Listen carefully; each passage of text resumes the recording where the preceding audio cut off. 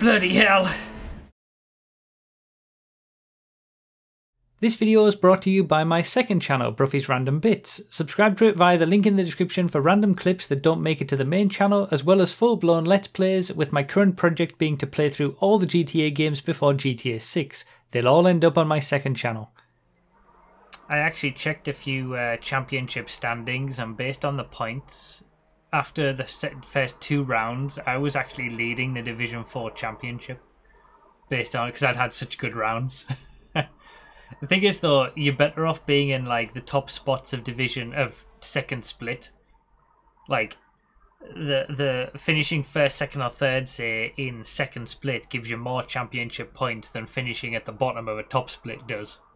So it's all a bit of, you know, you never quite know what you're going to be able to get.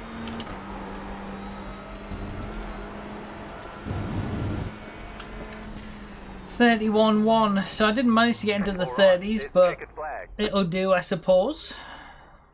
It's going to be an interesting race because I feel like my pace in the practice before this was around the mid-130s range. So that puts me sort of mid-pack of the entire field, but we're just going to have to see how it all plays out. It's first race, it's just a bit of practice anyway. So hello everyone and welcome to another iRacing video, and this was a crazy race. We're going to focus on the positives from this round because it was a little bit up and down, but I think this first race on its own, just the full race, was good enough to show in its entirety, to be honest, because it was a classic touring car race. There was about 7 or 8 cars all trying to go for the same piece of tarmac, and I think it was basically like a race-long battle over 5th place with, like I said, about 7 or 8 different cars. So it was crazy, just, so many overtakes, bumping and barging, and it was classic touring cars, and it was a hell of a lot of fun. I was in the top split for this race, which meant, I was ranked almost to the bottom of this split in terms of my iRating, but I was at least able to compete despite a bit of a lack of consistency, which I'll talk about. This first incident, I'm still even now not sure who was at fault. I feel like he initially gave me the space and then just sort of, went over to the left when he'd already given me the space, so I was still there and entitled to the space because we were on a straight at that point. If he'd ran me out of road on the exit of the corner much earlier, I would have had to back out and I would have known that he was going to do that. But, it could just be one of those racing incidents, putting it down to a racing incident. But I can also see if people think that I'm at fault for keeping my nose in there. It's just, one of those things. So by all means, let me know your thoughts in the comments. But either way, I just had to, continue on with the race. That's just how it goes in iRacing. You can't really, focus on it too much. And like I said, I was struggling with a little bit of consistency. So this was present throughout the whole round. Now, I would expect it to be the case for this first race, obviously, but over the course of the night, it didn't really improve, and I think that's been the case on this track before. As much as I love the track, I do struggle to do it consistently, so I'd have some really quick laps on some laps, and then I'd be, being on close to a top pace. And then I'd also have some really shoddy laps as well, and then sometimes do some big mistakes and lose positions. You'll see a fair few of them in this first race. Obviously, like I said, I would kind of expect it from the first race, but that continued to happen throughout the night. So obviously, like you probably know by now, also I kind of early on, because I knew I wasn't really settled into the race, I wasn't defending too hard against people, and I would just, there was a guy who qualified a few places above me who was certainly quicker than me, so I just kind of gave him the position almost in this first race. But I do grow into the race later on as we go through. There's still plenty of time left yet. But yeah, when it comes to the lack of consistency, obviously normally I do 2-3 races a night. This first race in fixed, then the open setup race, and then another fixed setup race. The second race in the open setup, I qualified last due to some mistakes in the qualifying, despite me being actually ranked number 1 in the second split for that session. But I had an amazing first couple of laps in the second race, scything through the field before ultimately finishing in 5th place. Since it was the open setup, I don't feel like including it here. Again, I want to kind of focus on this first race, which was amazing all on its own. So I'm instead going to put the footage from those first few laps of siding through the field on my second channel. I'll leave a link to the video down below in the description or the pinned comment, and you can check that out if you're interested in seeing it, because it was amazing sort of first 5 laps of just going from almost last up to the top 5. It was pretty crazy, but then, you know, the rest of the half-an-hour race, it wasn't really that good, and again, lack of consistency meant I just couldn't really go much further than that. As for the third race of the night, the less said about it the better. There was a few early mistakes, which I really do think is, you know, tiredness starting to set in as the night draws on these iRacing streams. But ultimately, I came across a nut job in another Civic who refused to give any kind of space at any point, and I ended up being crashed out. He then crashed himself out later in that race, again from a lack of giving space to someone else. So it was just a mess, and again, I don't feel that it's needed to really focus on it in this video. So instead, I'll present to you this first race in its entirety with plenty of replay footage, which obviously was my best point score as well for this round, for the fixed setup championship, and enjoy it because it was a wild ride all the way to the very last few corners of the very last lap.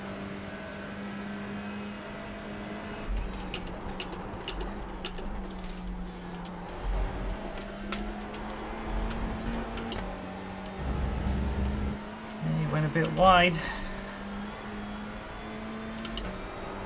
Nice opportunistic move from white and blue. Don't tell me he's going to stuff it up the inside.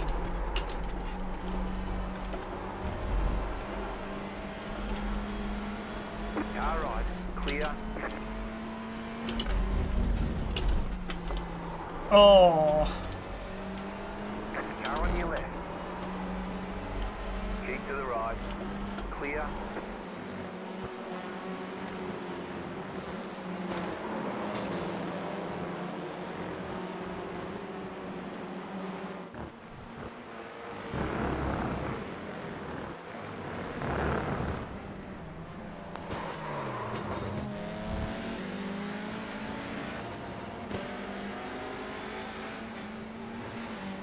Bloody hell.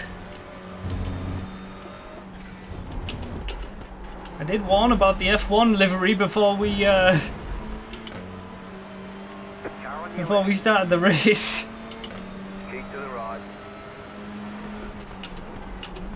Still there. Clear on the left.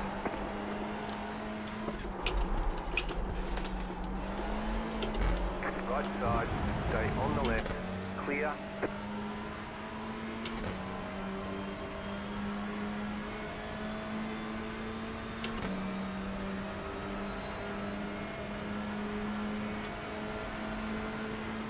Right side. He's gone that way anyway, okay. Still there, hold your line. Still there, hold your line. Stay on the left. Still there, hold your line.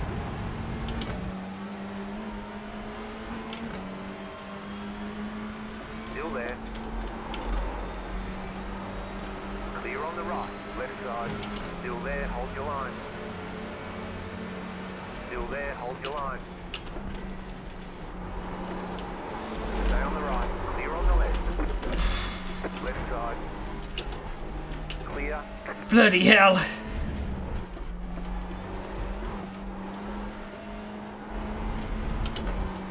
Almost lost it.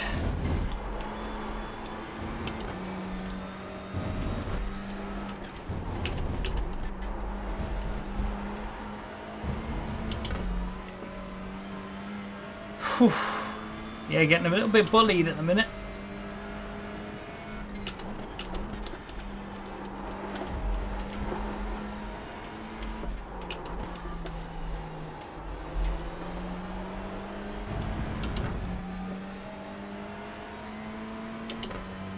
Those two in front of me behind the blue and white must have come up from somewhere, I don't know where. Because the guy who's behind me now was behind me before all that kicked off. So they must have some pace. And coming back through the pack or something.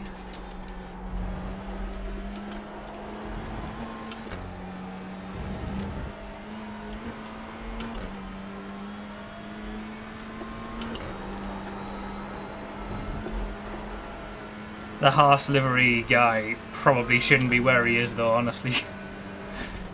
That was a definite illegitimate overtake.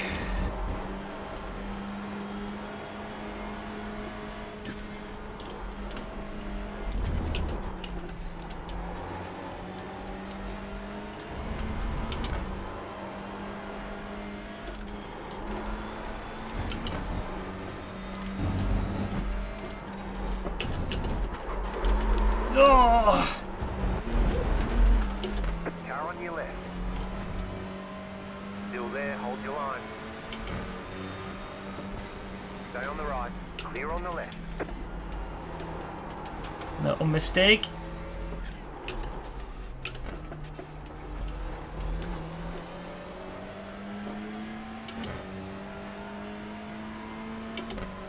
Yeah, I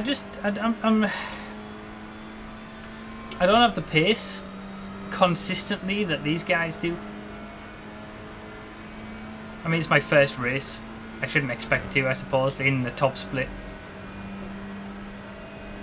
But when you've got that, like, half a second off, it's just so much easier for the others to be consistently quicker. If I make a little mistake, because I'm just not right, just not perfectly comfortable yet.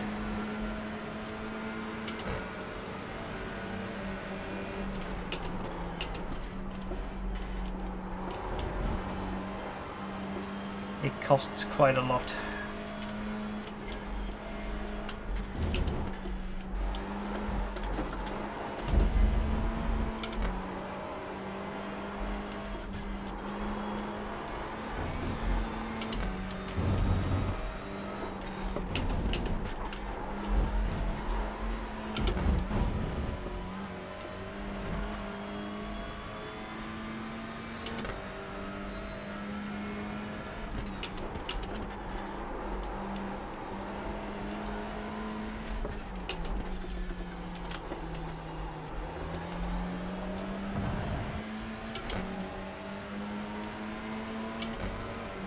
Left side. Still there. Still there. Still there, hold your line. Clear on the left.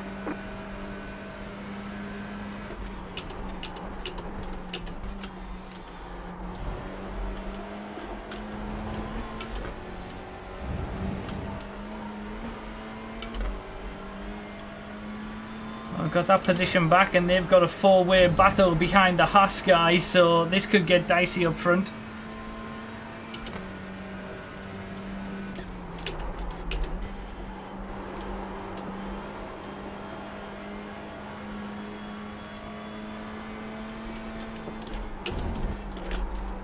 Oh, that's a big cut. Did one of those guys just go straight across? I'm surprised I didn't get a penalty for that cut. Just an off track. That was worse than the Daytona chicane.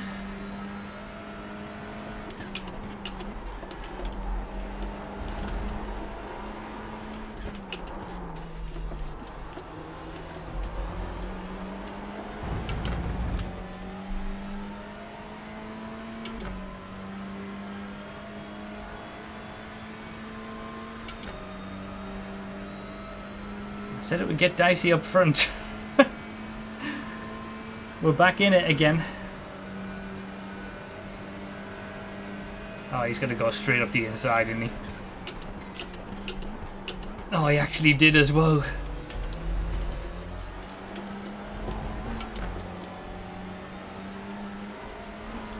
Right side. Keep to the left. Clear. And you! And you! Oh.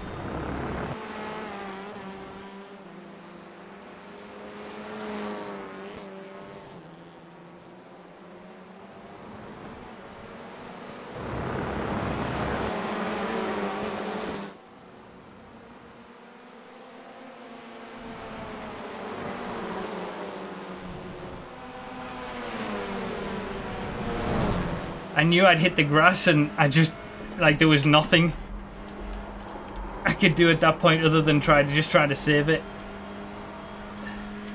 I'm still alive.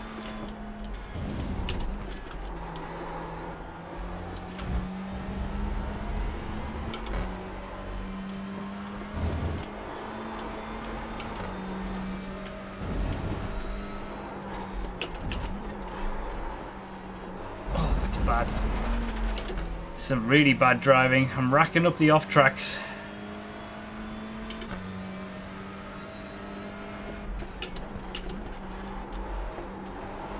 This Haas livery just has a constant train behind him.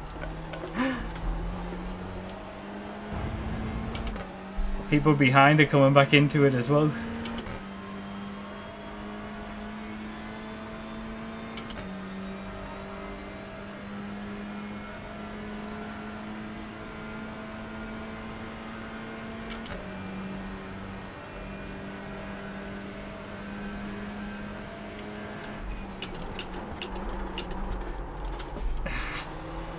I'm driving really badly the last few laps. White flag, one more lap to go.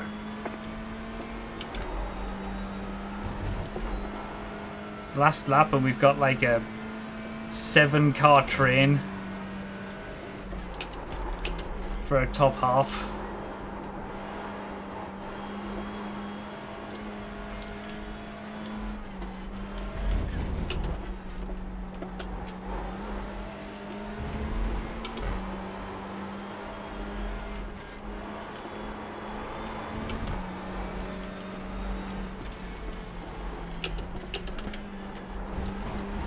You just can't run your own line.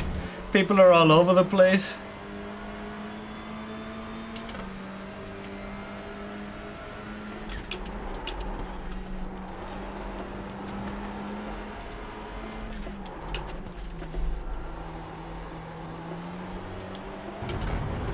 Left side.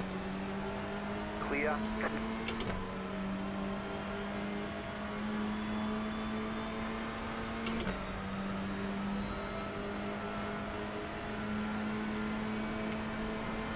You've got about 5 laps of fuel left.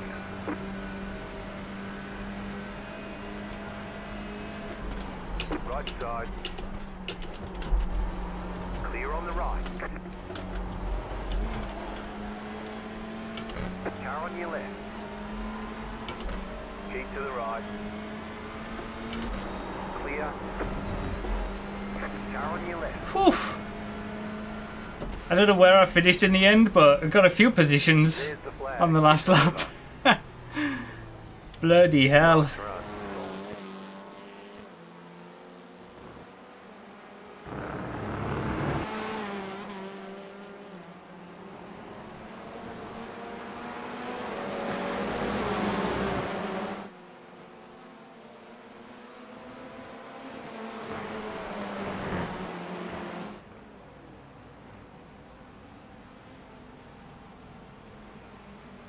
I had to defend and then it turned into an overtake. Thanks for the GGs. Did I get 8th in the end? Wow, that's not bad. That was such a crazy race. The Haas livery guy, good defend, like he had solid defense to keep so many people behind him for so long, but it was also, it seemed like it was on the edge at some places. I just tried to get the best that I could out of it. That was like some fun, good old-fashioned touring cars, that. Like, it's only 1.5 seconds. Well, no, just about 2 seconds between 6th place and 12th. It's like, it's crazy how close it was. I made the best of it, I think. Just opportunistic when I could. And yeah, like you guys said in the chat, the saves kept me in it. There were a few hairy moments there where I could have easily lost it, but I managed to save it. So that's not bad. That was a fun race. Good old-fashioned touring car race, that. Yeah, I'm not surprised the safety rating took a bit of a hit there, honestly. The minus. I mean, I got a lot of off-tracks and the contact at the start. But, I mean, 63 points for the championship for that position. That's not bad.